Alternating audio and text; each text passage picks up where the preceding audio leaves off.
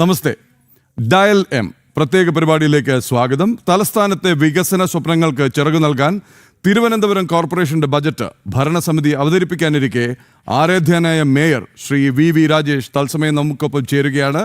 പരാതികൾ, അഭിപ്രായങ്ങൾ, ആശങ്കകൾ ഒക്കെ ജനൻ ടി വിയിലൂടെ പ്രിയപ്പെട്ട പ്രേക്ഷകർക്ക് നേരിട്ട് പങ്കുവയ്ക്കാം. ശ്രീ വി രാജേഷ്, നമസ്തേ, സ്വാഗതം. 3 ദിവസമായി കോളുകൾ വരുന്നു, മേയർ എവിടെ, മേയർ എവിടെ, മേയർ എവിടെയെന്ന്. അപ്പോൾ വിജയിച്ച ദിവസം, വിജയശ്രീ ലാളിതനായ ദിവസം അങ്ങ് ഇതേ ഫ്ലോറിലേക്ക് കടന്നു വന്നു. അന്ന് നമ്മൾ പ്രേക്ഷകർക്ക് കൊടുത്തൊരു ഉറപ്പാണ്, നിങ്ങളെ കേൾക്കാൻ, നിങ്ങൾക്ക് മറുപടി പറയാൻ അങ്ങ് ജനൻ ടി വിയിൽ എത്തുമെന്ന്. എന്തായാലും സമയം വൈകിക്കുന്നില്ല, ഒട്ടനവധി കോളുകൾ നമ്മെ കാത്തിരിക്കുന്നുണ്ട്. രാജേഷ്, കോളുകൾ എടുക്കുന്നതിന് മുമ്പായിട്ട് ഒന്ന്, ബജറ്റ് അവതരിപ്പിക്കാൻ പോകുന്നു. 2 ആഘോഷത്തിൻ്റെ വേളയായിരുന്നു ഇതുവരെ. എനിക്ക് തോന്നുന്നു ഭാരതത്തിൽ ഒരു തദ്ദേശ സ്ഥാപനത്തിനും ലഭിച്ചിട്ടില്ലാത്ത അത്ര പിന്തുണയും ആവേശവുമാണ് പ്രധാനമന്ത്രി നരേന്ദ്രമോദിയുടെ നേതൃത്വത്തിൽ ദേശീയ നേതൃത്വം തിരുവനന്തപുരം കോർപ്പറേഷനും തലസ്ഥാനത്തെ BJP യൂണിറ്റിനും സംസ്ഥാന BJP യൂണിറ്റിനും ഈ വിജയിച്ച കൗൺസിലർമാർക്കും നൽകിയത്. തുടക്കം എങ്ങനെയുണ്ട്, എന്തൊക്കെയാണ് ഇപ്പോൾ ചുരുക്കത്തിൽ പറയാവുന്ന സ്വപ്നങ്ങൾ, പദ്ധതികൾ? ഇപ്പോൾ അങ്ങനെ പറഞ്ഞു, ആഘോഷവേള അവസാനിക്കുകയാണ് എന്ന് പറഞ്ഞു. സത്യത്തിൽ വിജയിച്ച തെരഞ്ഞെടുപ്പിൽ ഞങ്ങൾക്ക് ഭരിക്കാനുള്ള അവസരം ജനങ്ങൾ തന്നു. കോർപ്പറേഷൻ ഔദ്യോഗികമായിട്ടോ ഞങ്ങൾ ആരും തന്നെ വ്യക്തിപരമായിട്ട് ആഘോഷങ്ങളൊന്നും സംഘടിപ്പിച്ചില്ല ഒരിടത്തും. ഇപ്പോൾ ഫ്ലക്സ് ബോർഡ് പോലും നഗരത്തിലെമ്പാടും പാർട്ടിയോ മേയറോ മുൻകൈ എടുത്ത് സ്ഥാപിച്ചിട്ടില്ല. ഇനി ബൂത്ത് തലത്തിലോ പ്രാദേശികമായിട്ടോ ചില പ്രവർത്തകർ വെച്ച് കാണാം. കോർപ്പറേഷൻ്റെ മതിലിൽ അല്ലെങ്കിൽ കോർപ്പറേഷൻ്റെ ബാരിക്കേഡുകളിൽ ഒന്നും തന്നെ നാളിതുവരെ, ഞാൻ മേയറായതിനു ശേഷം മേയറുടെയോ ഡെപ്യൂട്ടി മേയറുടെയോ ഞങ്ങളുടെ ആരുടെയും തന്നെ ഒരു ബോർഡും സ്ഥാപിച്ചിട്ടില്ല. അങ്ങനെയുള്ള ആഘോഷങ്ങളോ സ്വീകരണ പരിപാടികളോ സംഘടിപ്പിച്ചില്ലെന്നാൽ മാത്രമല്ല, ചില സ്ഥലത്ത് സ്വീകരണ പരിപാടി വച്ചപ്പോൾ തന്നെ ഞാൻ വേണ്ട, അതിനുവേണ്ടി പണവും സമയം കളയണ്ടെന്ന് പറഞ്ഞു. ചെല്ലുന്ന സ്ഥലത്ത് ഒരു ഷാളൊക്കെ ഇട്ട് തന്നുണ്ടാകും. പക്ഷേ പൊതുസമൂഹത്തിൽ നിന്നും അതോടൊപ്പം തന്നെ പാർട്ടിയുടെ ദേശീയ നേതൃത്വമൊക്കെ തന്നെ ചില കാര്യങ്ങൾ രാഷ്ട്രീയമായിട്ട് സംഘടിപ്പിച്ചിരുന്നു. അത് പാർട്ടി പ്രവർത്തകർ എന്നുള്ള നിലയ്ക്ക് ഞങ്ങൾ അനുസരിക്കേണ്ടതായിട്ടുണ്ട്. ഞങ്ങളൊക്കെ തന്നെ കോർപ്പറേഷനിൽ കൗൺസിലർമാരായിരുന്നു, പലരും ഒരാൾ സ്റ്റാൻഡിംഗ് കമ്മിറ്റി ചെയർപേഴ്സണൊക്കെ ആയിരുന്നു. ആ അനുഭവ സമ്പത്ത് വെച്ച് ഞങ്ങൾ അടുത്ത നിമിഷം മുതൽ ആക്ട് ചെയ്ത് തുടങ്ങുകയായിരുന്നു. അത് ചിലപ്പോൾ ആഘോഷത്തിൻ്റെ രൂപത്തിലായി മാറിക്കാണാം, അങ്ങനെയൊക്കെ ഉണ്ടാകും. അപ്പോൾ ഞങ്ങൾ ഗ്രൗണ്ട് റിയാലിറ്റിയിലേക്ക് ഇറങ്ങിയിരുന്നുകൊണ്ടാണ് കാര്യങ്ങൾ. അതുകൊണ്ട് തന്നെ ഞങ്ങൾക്ക് ആഘോഷവേളകൾ അങ്ങനെ ഉണ്ടായിരുന്നില്ല. പാർട്ടിയുടെ ദേശീയ നേതൃത്വം 2 തരത്തിലാണ്. ഞങ്ങളിപ്പോൾ അങ്ങ് ഡൽഹിയിലേക്കുള്ള ഒരു യാത്രയെക്കുറിച്ച് ചോദിച്ചല്ലോ. അതിൽ ഒന്ന്, ബഹുമാനപ്പെട്ട പ്രധാനമന്ത്രി അദ്ദേഹം ഒക്കെ മുൻകൈ എടുത്തുകൊണ്ട് ചില കാര്യങ്ങൾ സംഘടിപ്പിച്ചത് ഈ കോർപ്പറേഷൻ വിജയിച്ചു എന്നുള്ളതൊരു പ്രധാന ഘടകമായി കാണുമ്പോൾ തന്നെ 45 വർഷം കൊണ്ട് അവരുൾപ്പെടെ, മോഡിജിയും അദ്വാനിജിയും ഉൾപ്പെടെ, അടൽ ബിഹാരി വാജ്പേയി ഉൾപ്പെടെയുള്ളവർ കേരളത്തിൽ ഈ പ്രസ്ഥാനം കെട്ടിപ്പടുക്കാൻ അധ്വാനിച്ചവരാണ്. ഞങ്ങളൊക്കെ പാർട്ടി പ്രവർത്തനം ആരംഭിക്കുന്നതിന് മുമ്പ് തന്നെ. രാജശ്രീ, നമുക്കിപ്പം കോളുകളിലേക്ക് കിടക്കാം. ഇത് ഞാൻ ഓർമ്മിപ്പിക്കാം. ഈ കെട്ടിപ്പടുത്തവര് വെള്ളായണിയിൽ നിന്ന് ശ്രീമതി സാവിത്രിയാണ് ചേരുന്നത്. മാഡം നമസ്തേ, ചോദിക്കാം മേയറോട്. സംസാരിച്ചോളൂ, ചോദിച്ചോളൂ, ഞാൻ കേൾക്കുന്നുണ്ട്. നമസ്കാരം. സാറിന്റെ വരവിൽ ഞങ്ങൾക്ക് വളരെ സന്തോഷമാണ്. എനിക്ക് ഒരു അഭിപ്രായം പറയാനുള്ളത്, ഞങ്ങള് ക്ഷേമനിധി പെൻഷൻ ഞങ്ങൾക്ക് ഇപ്പൊ 2000 രൂപ ആക്കിയിട്ടുണ്ട്. ക്ഷേമനിധി പെൻഷൻ 1600 രൂപയും വാർദ്ധക്യ പെൻഷൻ 2000 രൂപയെന്നാണ് ഇപ്പൊ പറയുന്നത്. നമുക്ക് 1600 ക്ഷേമനിധി പെൻഷൻ മിക്കവാറും കിട്ടുന്നില്ല. വാർദ്ധക്യ 2 പെൻഷൻ ഉണ്ടെന്നുള്ള പേരില് 600 രൂപയാണ് ഞങ്ങൾക്ക് 2-3 വർഷം കൊണ്ട് തരണത്. അത് 2000 രൂപ കൊടുക്കുമ്പോൾ അതിന്റെ പകുതി എന്ന് പറയുന്നത് 1000 രൂപയെങ്കിലും കിട്ടേണ്ടതല്ലേ സാർ? അത് നമുക്ക് 600 രൂപയാണ് 2 വർഷം കൊണ്ട് കിട്ടിക്കൊണ്ടിരിക്കുന്നത്. പെൻഷൻ നമുക്ക് എല്ലാ മാസവും കറക്റ്റ് ആയിട്ട് കിട്ടുന്നതുമില്ല. 4-5 മാസം കൂടുമ്പോഴാണ് 1600. മനസ്സിലായി. അതിനെ കുറിച്ച് സാറെന്താണ് ഇക്കാര്യത്തിൽ? സംസ്ഥാന സർക്കാരിൻ്റെ നിലപാടുകളാണ് നിർണായകം. ഒരു കോർപ്പറേഷന് ഇടപെടാൻ വേണ്ടി പരിമിതിയുണ്ട്. കോർപ്പറേഷനിൽ നിന്ന് അലൗഡ് ചെയ്യുന്ന സാമ്പത്തികമൊക്കെ തന്നെ കൃത്യസമയത്ത് കിട്ടാൻ വേണ്ടി കിട്ടാറുണ്ട്. ഇനി എന്തെങ്കിലും അങ്ങനെ മുടക്കം ഉണ്ടെങ്കിൽ നോക്കാം. പക്ഷേ പെൻഷനൊക്കെ സംസ്ഥാന സർക്കാരിൻ്റെ പോളിസിയും സംസ്ഥാന സർക്കാരിന് ഫണ്ട് ലഭിക്കുന്ന സമയത്ത് നൽകുന്നതാണ്. ഞങ്ങൾക്കതിൽ നേരിട്ട് ഇടപെടാനുള്ള പരിമിതിയുണ്ട്. എങ്കിലും അധികാരികളുടെ ശ്രദ്ധയിൽപ്പെടുത്താം. അപ്പോൾ പ്രിയപ്പെട്ട പ്രേക്ഷകരോടായിട്ട് പരമാവധി പേർ ബാംഗ്ലൂരിൽ നിന്ന് അടക്കം കോളുകൾ വന്നിരുന്നു. കഴിഞ്ഞ ദിവസങ്ങളിൽ, കഴിഞ്ഞ 2 ദിവസമായി നിരന്തരം കോളുകൾ വരുന്നു. അപ്പോൾ ഇന്ന് 10 മുതൽ 11 വരെ തത്സമയം എന്നാണ് അറിയിപ്പുണ്ടായിരുന്നത്. അപ്പോൾ പരമാവധി കോർപ്പറേഷനിൽ താമസിക്കുന്നവർ, വാർഡുകളിൽ നിന്നുള്ളവർ, അതുപോലെ തന്നെ ഇവിടെ നിന്ന് മറ്റ് സ്ഥലങ്ങളിൽ താമസിക്കുന്നവർക്കൊക്കെ വിളിക്കാം. അഭിപ്രായങ്ങളാവാം, നിർദ്ദേശങ്ങളാവാം, ചോദ്യങ്ങളാവാം, പരാതികളാവാം. വളരെ ക്രിയേറ്റീവായിട്ട്, കൺസ്ട്രക്റ്റീവായിട്ട്. രാജേഷ് അങ്ങ് പറഞ്ഞു നിർത്തിയത് മോദിജി, അദ്വാനിജി അടക്കമുള്ളവർ 45 വർഷം കൊണ്ട് കെട്ടിപ്പടുത്ത പ്രസ്ഥാനത്തെക്കുറിച്ച് പറഞ്ഞു വരിക. ഞാൻ ഒറ്റ വാക്ക് തന്നെ അവസാനിപ്പിക്കാം. അപ്പോൾ അതിനൊരു റിസൾട്ട് ഉണ്ടായതിൻ്റെ രാഷ്ട്രീയമായുള്ള സന്തോഷം മോഡിജിക്ക് ഉൾപ്പെടെ ഉണ്ട്. 2, കേന്ദ്ര ഗവൺമെൻറ്റിൻ്റെ നിരവധി പദ്ധതികൾ രാഷ്ട്രീയ വിയോജിപ്പ് കൊണ്ട് കേരളത്തിലെ പഞ്ചായത്ത് കോർപ്പറേഷനുകളിലൊക്കെ തന്നെ നടപ്പിലാക്കാതെ വച്ചിട്ടുണ്ട്. അത് നടപ്പിലാക്കാൻ വേണ്ടി ഉള്ള ഒരു രാഷ്ട്രീയമായിട്ടുള്ള യോജിച്ച അവസരം കിട്ടുമ്പോൾ ഒരു പ്രധാനമന്ത്രിയുടെ സന്തോഷം. അപ്പോൾ ഇതൊക്കെ തന്നെയാണ് അവർ നൽകിയ അംഗീകാരത്തിൽ പ്രതിഫലിച്ചതെന്നുള്ളതാണ്. അടുത്ത കോളർ എത്തിയിട്ടുണ്ട്. ജിഷ്ണു അല്ലേ, കുടപ്പനക്കുന്നിൽ നിന്ന്. ജിഷ്ണു നമസ്തേ, ചോദിക്കാം.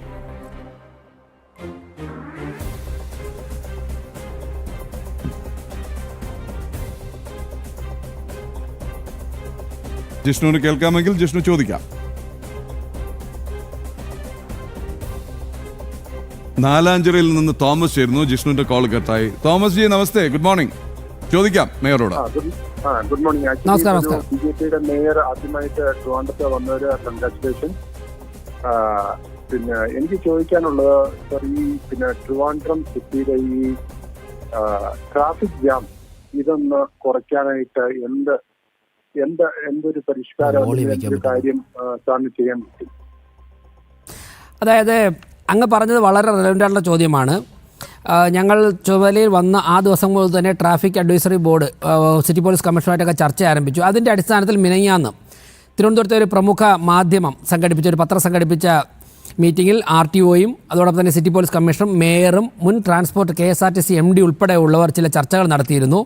അതിൻ്റെ അടിസ്ഥാനത്തിൽ ഇപ്പോൾ ആ തമ്പാനൂർ അരിസ്റ്റോ ഭാഗങ്ങളിൽ ഉണ്ടാകുന്ന ഇതര സംസ്ഥാനങ്ങളിലേക്ക് പോകുന്ന ഒക്കെയുള്ള ബസ്സുകൾ, രാത്രി വരുന്ന ബസ്സുകൾ ഉണ്ടാക്കുന്ന ബ്ലോക്കുണ്ട്.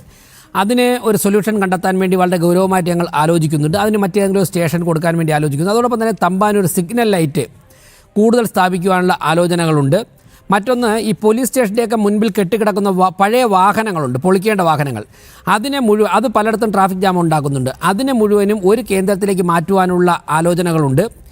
അതോടൊപ്പം തന്നെ തമ്പാനൂരിൽ ഒരു സ്കൈ വാക്ക്, റെയിൽവേ സ്റ്റേഷനും തമ്പാനൂർ KSRTC സ്റ്റാൻഡിനും ഇടയ്ക്ക് ഒരു സ്കൈ വാക്ക് ചർച്ചയിലുണ്ട്. അത് പക്ഷേ നമ്മുടെ മെട്രോയുടെ അലൈൻമെൻറ്റ്, ലൈറ്റ് മെട്രോ വരുന്നതുകൊണ്ട് അതുവരെ ചിലപ്പോൾ കാത്തിരിക്കേണ്ടി വരും. പക്ഷേ അതും പ്രപ്പോസലിലുണ്ട്. അങ്ങനെ നിലവിലുള്ള സാഹചര്യത്തിൽ നിന്നുകൊണ്ട് എന്തൊക്കെ മാറ്റങ്ങൾ വരുത്തിയാൽ ട്രാഫിക് ജാം കുറയ്ക്കാൻ സാധിക്കുമെന്നുള്ളതിനെക്കുറിച്ചുള്ള ഗൗരവമായ ആലോചനയുണ്ട്. ആറ്റുകാൽ പൊങ്കാലയൊക്കെ കഴിയുന്നതോടുകൂടി അതിലുള്ള ഇടപെടലുകൾ പ്രതീക്ഷിക്കാം. Right, thank you. Jishnu Kudappanakunnu വീണ്ടും കണക്ട് ആയിട്ടുണ്ട്. ജിഷ്ണു ഗുഡ് മോർണിംഗ്, ചോദിച്ചോളൂ. Good morning. ജിഷ്ണു ചോദിച്ചോളൂ.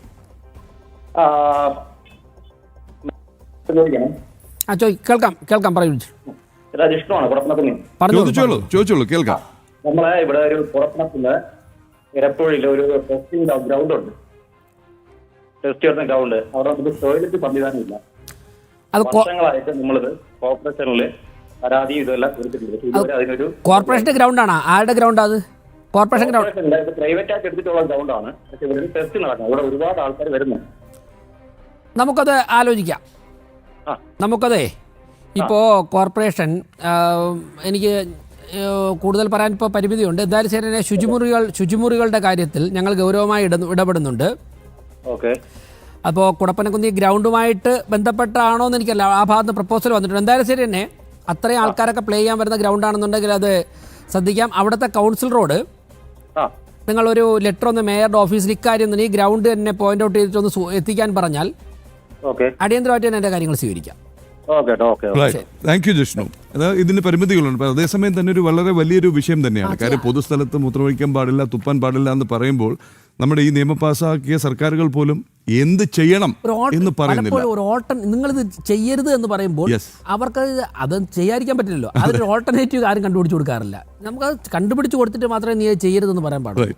അനിൽകുമാർ കുറവൻകോണം, നമസ്തേ, ഗുഡ് മോർണിംഗ്. കേൾക്കാമെങ്കിൽ ചോദിക്കാം മേയറോട്. ചോദിക്കൂ അനിൽകുമാർ. അല്ല സാറേ, ഞാൻ കുറവങ്കോണത്ത് നിന്ന് വിളിക്കുകയാണ്. നമ്മുടെ ഇവിടെ ഒരു കുളമുണ്ട്. ഈ കോർപ്പറേഷന്റെ ഇതിലാണ് ഒരു കുളം ഇവിടെ ഉള്ളത്. അത് ഒന്നും തിരിഞ്ഞു നോക്കുന്നില്ല. അതിങ്ങനെ ഡാമേജ് ആയിട്ട് ആകെ ഒരു സോഷ്യൽ പ്രോബ്ലം ആയി മാറിയിരിക്കുകയാണ്. ചാരാച്ചിറയാണോ ഉദ്ദേശിച്ചത്? ഏതാ ചാരാച്ചിറ കുളം? ചാരാച്ചിറയാണോ ഉദ്ദേശിക്കുക? അല്ല കുറവങ്കോണത്തിലെ പണ്ഡിറ്റ് കോളനിയുടെ നടുക്കാണ്. അറിയാം എനിക്ക് ആ കുളം അറിയാം. അതായത് ഞാൻ മറുപടി പറയാം. അതായത് നമ്മുടെ കോർപ്പറേഷനിലെ എല്ലാ വാർഡുകളിലും 4-5 കുളമുണ്ട്. ശരാശരി ഒരു 3 കുളം വെച്ച് എല്ലാ വാർഡിലും വരും. ഞങ്ങൾ ആ കുളത്തിൻ്റെയൊക്കെ കണക്കെടുത്തിട്ടുണ്ട്. കോർപ്പറേഷൻ ആ കുളം വൃത്തിയാക്കാൻ തയ്യാറാണ്. പക്ഷേ ഒരു കാര്യം അവിടെയുള്ള ജനങ്ങളോട്, അതുമായി ബന്ധപ്പെട്ട് ആ പ്രദേശത്തുള്ളവരോട് എനിക്ക് സൂചിപ്പിക്കാനുള്ളത്, നമ്മളിപ്പോൾ 50 ലക്ഷം രൂപ, 1 കോടി രൂപ, 2 കോടി രൂപയൊക്കെ മുടക്കിയാണ് പല കുളങ്ങളും നവീകരിക്കുന്നത്. നവീകരിച്ചിട്ട് അവിടെയുള്ള ഏതെങ്കിലും സംഘടനകൾ തന്നെ അതിൻ്റെ ഉത്തരവാദിത്തം ഏറ്റെടുത്ത് പരിപാലിക്കുവാൻ വേണ്ടി തീരുമാനമെടുക്കണം. അല്ലെങ്കിൽ സംഭവിക്കുന്നത് 2-3 മാസം കഴിയുമ്പോൾ ഇത് പുല്ല് പിടിച്ച് കാട് പൊടിച്ച് പായലും വളർന്നിട്ട് വീണ്ടും നമ്മൾ 3 വർഷം കഴിയുമ്പോഴേക്കും ഇതേ പരാതി വരികയും കോടികൾ. അപ്പോൾ കുളത്തിന് വേണ്ടി കോടിക്കണക്കിന് രൂപയാണ് വെള്ളത്തിൽ ഒഴുക്കുന്നത്. കോർപ്പറേഷൻ മേയർ വന്ന് ഉദ്ഘാടനം ചെയ്യുന്ന 4 ഫോട്ടോയും വാർത്തയൊക്കെ വന്നേക്കാം. പക്ഷെ അതിലുപരി അതൊന്നും അല്ല പ്രസക്തം. നിങ്ങൾക്ക് ആ കുളത്തിൽ അത് കഴിഞ്ഞ് മത്സ്യകൃഷി നടത്താൻ സാധിക്കുമോ? അല്ലെങ്കിൽ എന്തെങ്കിലും പൂക്കൃഷി, ഇപ്പോൾ തമിഴ്നാട്ടിലൊക്കെ താമരപ്പൂവും ആമ്പൽപ്പൂവൊക്കെ കൃഷി ചെയ്യുന്നുണ്ട്. അതിൽ നിന്നൊരു ചെറിയ റവന്യൂ ഉണ്ടായി കഴിഞ്ഞാൽ അതിന് സാധിക്കും. കുട്ടികൾക്ക് നീന്തൽ പഠിക്കാൻ നീന്തൽ കുളമാക്കി മാറ്റിയിട്ട് അവിടെ ട്രെയിനറെയൊക്കെ വെച്ചിട്ട് കുറച്ച് കുട്ടികൾക്ക് അതിൻ്റെ ഒരു എക്സർസൈസിന് വേണ്ടിയോ ജോലി കിട്ടാനൊക്കെ സഹായിക്കുന്നു. അങ്ങനെ ഒരു പ്രപ്പോസലുമായിട്ട് നിങ്ങളുടെ കുറവങ്കോണം കൗൺസിലർ മായയോട് പറഞ്ഞാൽ ഒന്ന് മേയറുടെ ശ്രദ്ധയപ്പെടുത്തി. എന്തായാലും കുളം നവീകരിക്കാനുള്ള പ്രോജക്റ്റ് ഉണ്ട്, ഞങ്ങൾ ചെയ്യാനുള്ളത്. പക്ഷേ മേയർ എന്നുള്ളതിലേക്ക് എനിക്ക് അറിയേണ്ടത്, നമ്മൾ ആ കുളം നവീകരിച്ചതിന് ശേഷം അതിനെ ആര് പരിപാലിക്കും, എങ്ങനെ പരിപാലിക്കും? അല്ല, കോർപ്പറേഷന്റെ ഒരു ബിൽഡിംഗ് അതിനകത്ത് പണിഞ്ഞിട്ടുണ്ട് സാറേ. അതെ അതിങ്ങനെ പകുതി പണിഞ്ഞിങ്ങനെ കിടക്കുകയാണ്, അതൊന്നും ചെയ്തിട്ടില്ല. ഈ വിഷയം ശ്രദ്ധയിൽപ്പെട്ടിട്ടുള്ളതാണ്. അത് പണി മുന്നോട്ട് പോകും. 2 സൈഡ് ഇടിഞ്ഞു കിടക്കുകയാണ്, ആ കുളത്തിന്റെ 2 സൈഡ് ഇടിഞ്ഞു കിടക്കുക. അതെല്ലാം നമുക്ക് ചെയ്യാം. പക്ഷെ ആ കുളം നിങ്ങൾ ഉപയോഗിക്കണം. അത് വീണ്ടും ഇത്തരത്തിൽ നാശപ്പെട്ടു പോയാൻ പറ്റാത്തൊരു, അങ്ങനെ അനുവദിക്കാൻ നമുക്ക് പറ്റില്ല. അപ്പൊ മേയർ നിങ്ങൾ ആലോചിക്കുക, അസോസിയേഷൻ ആലോചിക്കുക. എന്നിട്ട് കൗൺസിലറെ ഉൾപ്പെടുത്തിക്കൊണ്ട് കുറവങ്കോണം വാർഡ് കൗൺസിലറോട് ഇന്ന് മേയർ സെക്ഷനിൽ ഒന്ന് അറിയിക്കാൻ പറയും, എന്നെ അറിയിക്കാൻ പറയും. Thank you Anil. കണ്ണമ്മൂനിൽ നിന്ന് രമേശൻ ആശാരി. രമേശൻ ജി നമസ്തേ, സുപ്രഭാതം. ചോദിക്കാം. ഞാന് ഈ കണ്ണമ്മൂല വിദ്യാധിരാജ റോഡ് എന്ന് പറയുന്ന റോഡിലാണ് താമസിക്കുന്നത്. ഈ കണ്ണമ്മൂല പുത്തമ്പാലം റോഡും കണ്ണമ്മൂല മെയിൻ പാലവുമായിട്ട് ഒരു 200 മീറ്ററിന്റെ ഒരു ഇട റോഡുണ്ട്. അതാണ് വിദ്യാധിരാജ റോഡ്. അറിയാം സാർ, അതിനകത്ത് നമുക്ക് ഓരോ വാർഡിലും ഈ പൊങ്കാലയോടനുബന്ധിച്ച് ഈ കുണ്ടും കുഴികളായിട്ട് കിടക്കുന്ന ഗ്യാസ് ലൈനും ഒക്കെ എടുത്ത ആ റോഡുകളുടെ ചെറിയ മെയിൻ്റനൻസ്, പൊങ്കാലയോടനുബന്ധിച്ചുള്ള ആ ഇതിന് നമുക്ക് പൊങ്കാല ഇടുന്നതിന് സൗകര്യത്തിന് വേണ്ടി റിപ്പയർ ചെയ്യാനുള്ള ഒരു പദ്ധതി ഞാൻ കേട്ടിരുന്നു. പക്ഷെ എന്റെ അവിടെ വന്നിട്ട് 200 മീറ്ററുള്ള ആ റോഡില് റിപ്പയർ ചെയ്യുന്നതിന് പകരം ഏകദേശം ഒരു 50-75 അല്ലെങ്കിൽ 100 മീറ്റർ പകുതിയിൽ വെച്ച് ഫുൾ ടാർ ഇട്ടിട്ട് ബാക്കി ആ പൊളിഞ്ഞ് അതുപോലെ കിടക്കുകയാണ്. ഇന്നലെ രാത്രി പെയ്ത മഴ മൊത്തം കുളമായി കിടക്കുകയാണ്. അപ്പൊ എന്റെ വീടിന്റെ പ്രദേശത്താണ് ഈ ഒന്നും ചെയ്യാതെ റിപ്പയർ ചെയ്യാതെയും ടാറിടാതെയും കിടക്കുകയാണ്. ഇപ്പൊ ഗ്യാസ് ലൈനിന്റെ കുഴിയെടുത്ത് അത് ഓടയെടുത്ത് അതുപോലെ കിടക്കുകയാണ്. അവര് വന്ന് കുറച്ചൊരു ഇതാക്കിയിട്ട് അങ്ങ് പോയി. പക്ഷെ നമുക്ക് പൊങ്കാലയിടാൻ അസൗകര്യമുണ്ട്. അതായത് ആറ്റുകാൽ പൊങ്കാലയുമായി ബന്ധപ്പെട്ട് 36 വാർഡുകൾ, മുൻപ് 10 വാർഡായിരുന്നു, ഇപ്പൊ 36 വാർഡുകളിൽ ചിലയിടത്ത് ടാറിങ്ങും ചിലയിടത്ത് മെയിൻ്റനൻസ് വർക്കും അനുവദിച്ചിരുന്നു. അതൊക്കെ തന്നെ കഴിഞ്ഞ ഒരു 3 ദിവസം മുമ്പ് തന്നെ 29 റോഡ് വർക്കാണ് കൗൺസിലർമാർ ആവശ്യപ്പെട്ടിരുന്നത്. അതെല്ലാം പൂർത്തിയാക്കിയിട്ടുണ്ട്. അതായത് മുൻപൊക്കെ പൊങ്കാലയുടെ തലേദിവസമൊക്കെയാണ് പണി നടക്കുന്നതെങ്കിൽ നമ്മൾ പൊങ്കാലയ്ക്ക് ഒരു 15 ദിവസം മുമ്പ് തന്നെ 29 റോഡിൻ്റെ വർക്ക് പൂർത്തിയാക്കി. ഇന്നലെ ബഹുമാനപ്പെട്ട മുഖ്യമന്ത്രിയുടെ മീറ്റിംഗിൽ കോർപ്പറേഷൻ സെക്രട്ടറി ഇത് പറയുകയും ചെയ്തിരുന്നു.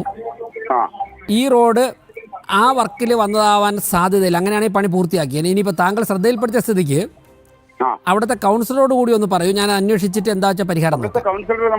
അതെ, അതാണ് പറഞ്ഞത്. നമ്മുടെ സ്റ്റാൻഡിംഗ് കമ്മിറ്റി ചെയർമാനാണ് അദ്ദേഹം. വളരെ ഓരോ മൈന്യൂട്ട് കാര്യങ്ങളും ശ്രദ്ധിക്കുന്ന ആളാണ്. അപ്പോൾ അദ്ദേഹത്തോട്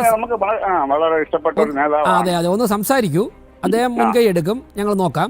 പിന്നെ ഇന്നലത്തെ മഴ സന്തോഷമില്ലേ, നമ്മുടെ പൂമണി സന്തോഷം ഉണ്ടല്ലോ, അറിയാം, ആയിക്കോട്ടെ. ഇന്നലത്തെ മഴ അപ്രതീക്ഷിതമായിട്ട് വന്നതായതുകൊണ്ടാണ് അങ്ങനെ സംഭവിച്ചത്. ഓക്കെ, ഇപ്പൊ മഴ അടുത്തൊരു മഴ വന്ന് അവിടെ പൊങ്കാലയിടാൻ ബുദ്ധിമുട്ടാ. മഴ ഇപ്പം നമുക്കൊന്നും ചെയ്യാൻ പറ്റില്ല. മഴ വരോ ഇല്ലേ എന്നുള്ള നമ്മുടെ നിയന്ത്രണത്തിലല്ല. ഞാൻ മഴ നിർത്താൻ പറയുന്നതല്ല. ആ റോഡിന്റെ അതിൽ കോർപ്പറേഷൻ ശോചനീയ അവസ്ഥ മഴ പെയ്യുന്നതിൽ കോർപ്പറേഷൻ ഇടപെടാൻ പറ്റില്ല. എന്തായാലും ഞാൻ നോക്കാം. റൈറ്റ്. ആ. അടുത്ത കോളറുണ്ട്, ശ്രീ ഉണ്ണികൃഷ്ണൻ ഞാണ്ടൂർ കോണത്ത് നിന്ന്. ശരിയല്ലേ ശ്രീ ഉണ്ണികൃഷ്ണൻ? നമസ്തേ, സുപ്രഭാതം. നമസ്തേ പ്രദീപ് ജി. നമസ്തേ. നമസ്തേ, സംസാരിക്കാം. നമസ്തേ രാജേഷ് ചേട്ടാ, നമസ്കാരം. നമസ്കാരം, പറയണം.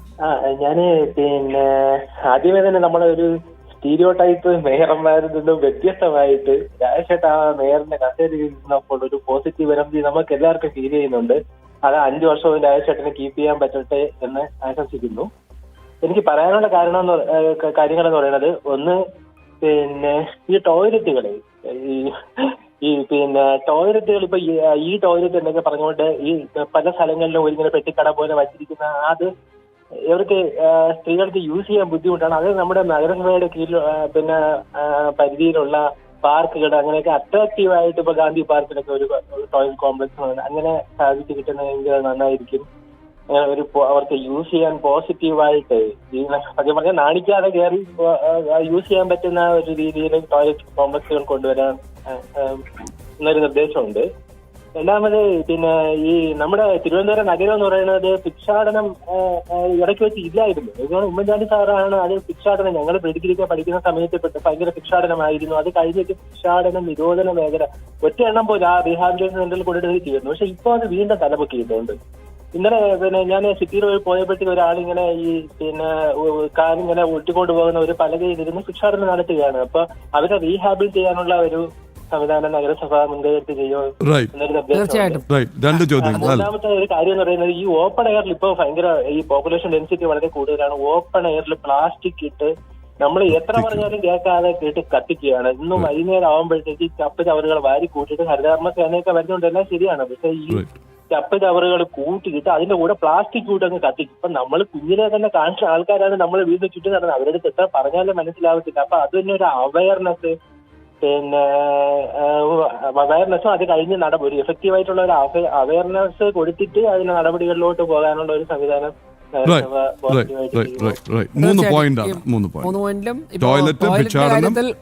ടോയ്ലറ്റിന്റെ കാര്യത്തിൽ നിങ്ങൾ തീർച്ചയായിട്ടും ആ വിഷയം അഡ്രസ്സ് ചെയ്യും. ഈ ടോയ്ലറ്റ് എന്ന് പറയുമ്പോഴേക്കും എവിടെ വെച്ചാണെന്നറിയില്ല, ജനങ്ങൾക്കൊരു ഭയമുണ്ട് അതിനകത്ത് സ്വസ്ഥമായിട്ട് അത് ഉപയോഗിക്കാനായിട്ട്. അറിയാം അല്ല ഇല്ല, എനിക്ക് മനസ്സിലായി. ഞാൻ പിന്നെ മുൻപ് നടന്ന കാര്യങ്ങളിലേക്ക് പോകാൻ ആഗ്രഹിക്കാത്തതുകൊണ്ടാണ്. ഞങ്ങളത് കൃത്യമായിട്ട് അഡ്രസ്സ് ചെയ്യും. താങ്കൾ ഒരാഴ്ചയോടെ വെയിറ്റ് ചെയ്യുക. അത് സന്തോഷകരമായ വാർത്ത തന്നെ വരും. 1. 2, നിങ്ങൾ പറഞ്ഞത് രണ്ടാമത്തെ പോയിന്റ് എന്തായിരുന്നു? ഭിക്ഷാടനം. മുൻപ് താങ്കൾ പറഞ്ഞതുപോലെ ഇവരെ ഷെൽട്ടറിൽ ഒരു സ്ഥലത്ത് ഇവരൊരു വീടിൽ തന്നെ പാർപ്പിക്കുമായിരുന്നു. അവിടെ നിന്ന് അവർ കിട്ടുന്ന അവസരത്തിൽ ഇറങ്ങി ഓടുകയും അതിനകത്ത് കുറച്ച് പ്രതിസന്ധിയൊക്കെ വന്നപ്പോഴാണ് എപ്പോഴും അത് ഒന്ന് ഡൈല്യൂട്ടായി പോയത്. തീർച്ചയായിട്ടും അത് ഞങ്ങൾ ചർച്ച ചെയ്യാം. അത് മാത്രമല്ല, ഈ കുഞ്ഞുങ്ങളെയും കൊണ്ട് റോഡിൻ്റെ നടു റോഡിൽ ഇറങ്ങിയിട്ട് വാഹനങ്ങളുടെ ഇടയിലിറങ്ങി ഗ്ലാസ്സിൽ തട്ടി പണം ചോദിക്കുന്ന ഒരു മാനുഷികമായിട്ട് അത് വലിയൊരു ഇഷ്യൂ ആണ്. മനുഷ്യ മനസ്സുള്ള ആർക്ക് നട്ടുച്ച നല്ല വെയിലത്തൊക്കെ നമുക്ക് കാറിനകത്ത് പോലും ഇരിക്കാൻ പറ്റില്ല, AC കാറിൽ പോലും. അപ്പോൾ ചെറിയ 1 വയസ്സുള്ള 6 മാസം പ്രായമുള്ള കുഞ്ഞുങ്ങളെയും കൊണ്ട് നടു റോഡിൽ സ്ത്രീകൾ ചാടുന്ന ഒരു പ്രവണത വർദ്ധിച്ചു. പ്രത്യേകിച്ച് ചാക്കയിലൊക്കെ വളരെ വേഗത്തിൽ വാഹനങ്ങൾ വരുന്നു. അപ്പോൾ ഈ വിഷയം അഡ്രസ്സ് ചെയ്യേണ്ടതാണ്. അപ്പോൾ പ്രായോഗികമായിട്ട് പ്രശ്നം ഈ കുഞ്ഞുങ്ങളെയും ഒക്കെ കൊണ്ട് നമ്മൾ മാറ്റിയ ഒരു അംഗനവാടി ടൈപ്പ് എവിടെയെങ്കിലും പാർപ്പിക്കാന്ന് വെച്ചാൽ അമ്മമാരവിടെ വന്നിട്ട് പ്രശ്നം ഉണ്ടാക്കും. അത് പിന്നെ നിയമപ്രശ്നങ്ങളിലേക്ക് പോകും. ഇതെങ്ങനെ പോലീസുമായിട്ടും ശിശുക്ഷേമ സമിതിയായിട്ടൊക്കെ ആലോചിച്ചതിന് ശേഷം ഈ കുട്ടികൾ എവിടുന്ന് വരുന്നു, ഇതിന് പിന്നിൽ ഒരു ഓർഗനൈസ്ഡ് റാക്കറ്റ് ഉണ്ടോ എന്ന് പോലും അന്വേഷിക്കണം. ഈ കുട്ടികൾ പലരും ഒരു കുട്ടിയും ചിരിച്ചുകൊണ്ടിരിക്കുന്ന കണ്ടിട്ടില്ല, കളിക്കുന്ന കണ്ടിട്ടില്ല. ഇവരെല്ലാം ഈ ഒരുപക്ഷെ വെയിലും ചൂടും ഒക്കെ കണ്ടിട്ട് ക്ഷീണം കൊണ്ടായിരിക്കാം കുട്ടികളെല്ലാം ഇങ്ങനെ മയങ്ങിയാണ് ഇരിക്കുന്നത്. നമ്മൾ അഡ്രസ്സ് ചെയ്യേണ്ട ഇഷ്യൂ തന്നെയാണ്. ഏതു തരത്തിലാണ് ഒരു തദ്ദേശ സ്വയംഭരണ സ്ഥാപനത്തിൽ ഒരു കോർപ്പറേഷൻ ഇടപെടാൻ പറ്റുന്നതെന്ന് ചർച്ച ചെയ്യേണ്ടിയിരിക്കുന്നു. തീർച്ചയായും ഞങ്ങളുടെ ശ്രദ്ധയിലുള്ള വിഷയം തന്നെയാണ്. മൂന്നാമത്തെ പ്ലാസ്റ്റിക്. അത് ഇപ്പോൾ ഒരു പരിധിവരെ ചെയ്യുന്നുണ്ട്, പക്ഷേ നമ്മളെന്ന് ശ്രദ്ധയിൽപ്പെടാതെ കത്തിക്കുന്നുണ്ട്. അതിന് അവയർനെസ് കൃത്യമായിട്ട് നമ്മൾ നടത്താൻ ഉദ്ദേശിക്കുന്നുണ്ട്. ഡീറ്റെയിൽ ആയിട്ടൊരു അവയർനെസ് പ്രോഗ്രാം നടത്താൻ ഉദ്ദേശിക്കുന്നുണ്ട്. അതോടൊപ്പം തന്നെ കുറച്ചുകൂടി ഡീപ്പായിട്ട് ഇതൊക്കെ കളക്ട് ചെയ്യാനും ഡിസ്പോസ് ചെയ്യാനുള്ള മെക്കാനിസം വരുന്ന ദിവസങ്ങളിൽ ആവിഷ്കരിക്കും കോർപ്പറേഷൻ.